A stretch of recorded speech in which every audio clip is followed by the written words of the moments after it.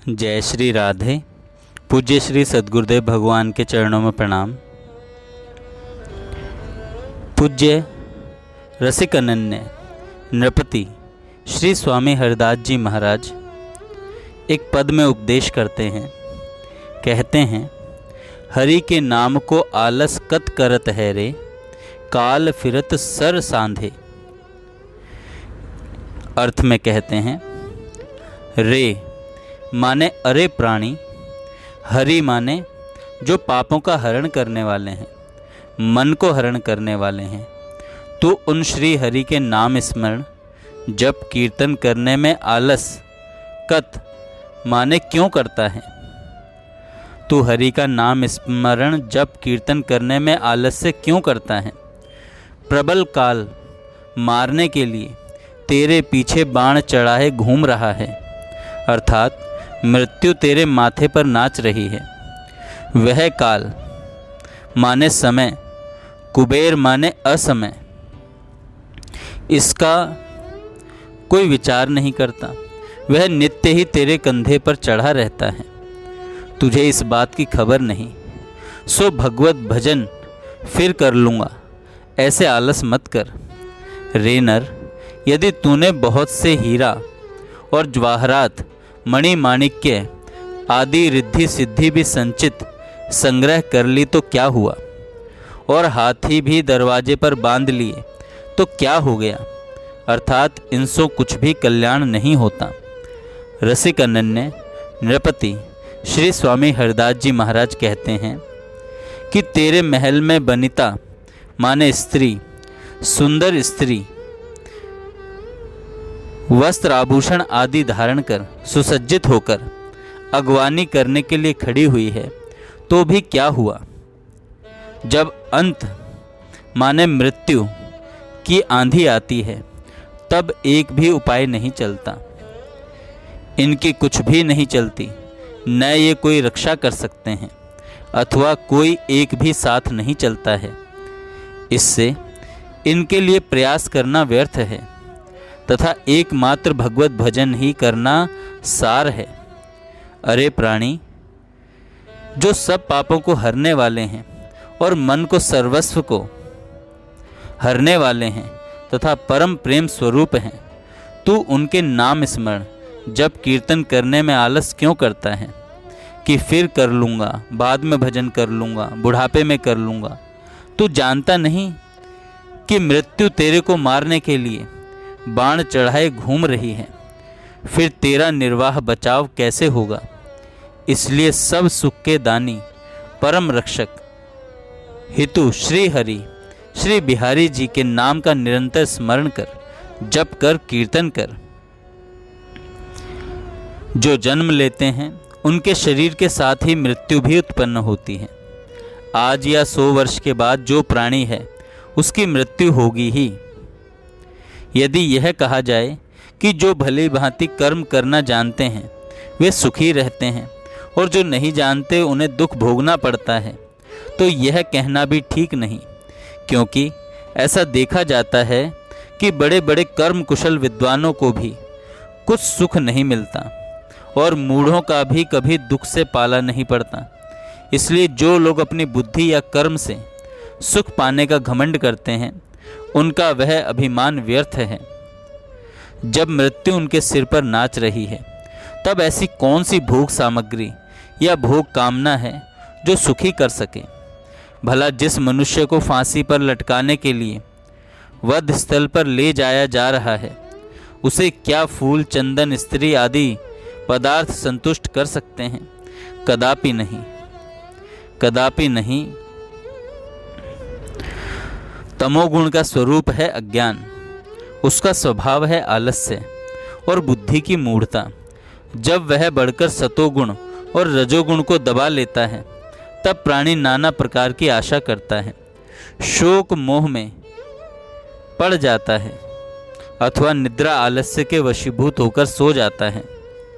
भगवान गीता में कहते हैं, हे अर्जुन, संपूर्ण देहधारियों को मोहित करने वाले तमोगुण को तुम अज्ञान से उत्पन्न होने वाला समझो।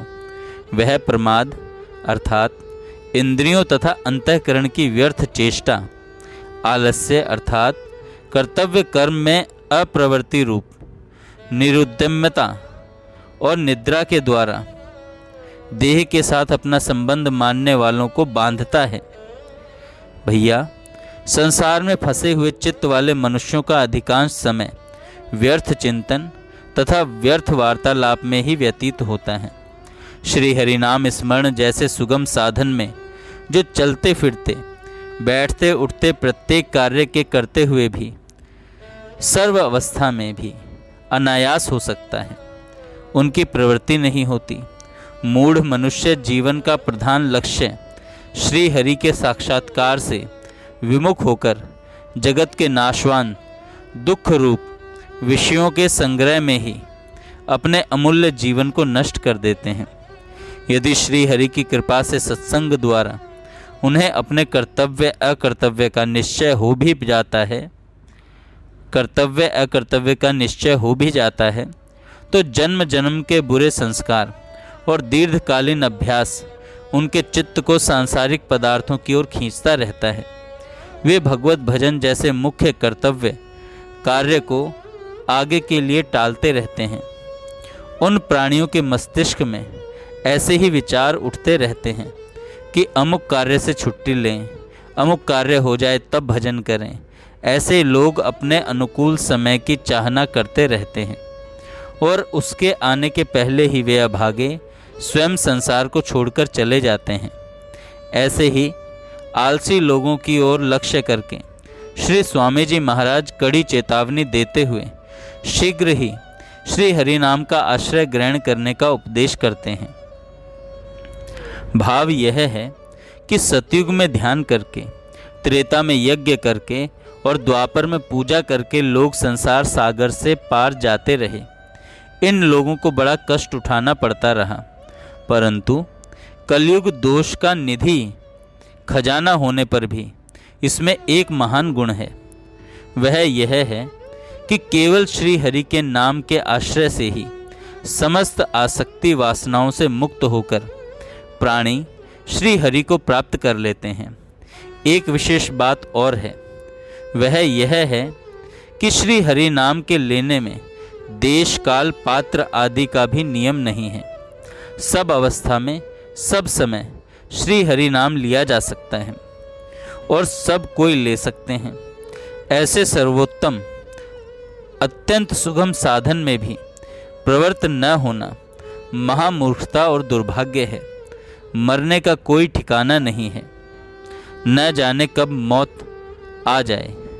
कहा भी गया है महाभारत में, जो काम कल करना है उसे आज कर लो और जो दिन के पिछले पहर में करना है उसे पहले पहर में कर लो, क्योंकि तुम्हारा काम हुआ या नहीं, मृत्यु इसकी बाट नहीं देखती, प्रतीक्षा नहीं करती। ऐसा विचार कर सब समय श्री हरि श्री युगल नाम की रट लगानी चाहिए। अनेक पाप राशियों को अनायास ही जलाकर भस्म कर देने में समर्थ परम पावन परम प्रेम रस माधुर्य में श्री हरि नाम अत्यंत सुगम सहज प्राप्त है और मुख में जीभ भी अपने वश में है, तो भी प्राणी नरक में जा रहे हैं। इससे बढ़कर और क्या आश्चर्य है, इससे बढ़कर और क्या आश्चर्य है। भाव यह है कि संसार में मनुष्य जन्म मिलना बहुत दुर्लभ है। इसके द्वारा परमानंद स्वरूप श्री बिहारी जी की प्राप्ति हो सकती है, परंतु इस शरीर को कोई निश्चित अवधि नहीं, परंतु इस शरीर की कोई निश्चित अवधि नहीं है। पता नहीं कब चल बसे। कराल काल यह नहीं देखता कि यह अभी बालक है या जवान, या इसको अभी घर के कामों से अवकाश नहीं है। इसके बिना बहुत से लोग निराधार हो जाएंगे। इसलिए बुद्धिमान पुरुष को चाहिए कि वह अपने जीवन का भरोसा न करके संसार के सब कामों को छोड़कर शीघ्र से शीघ्र श्री हरि नाम की शरण ले ले। जो प्राणी यह सोचता है कि अभी तो हमारी अवस्था काम करने या भोग भोगने की है, जब अवस्था ढल जाएगी तब भजन करेंगे, वे वास्तव में बड़े भ्रम में पड़े हैं। श्री प्रहलाद जी असुर बालकों को उपदेश कर रहे हैं कि हमारे सिर पर अनेकों प्रकार के भय सवार रहते हैं, इसलिए यह शरीर जो भगवत प्राप्ति के लिए पर्याप्त है, जब तक रोग शोक आदि से ग्रस्त होकर मृत्यु के मुख में नहीं चला जाता, तभी तक बुद्धिमान पुरुष को अपने कल्याण के लिए प्रयत्न कर लेना चाहिए। जय श्री राधे। जय श्री राधे। पूज्य श्री सद्गुरुदेव भगवान के चरणों में प्रणाम। पूज्य रसिक अनन्य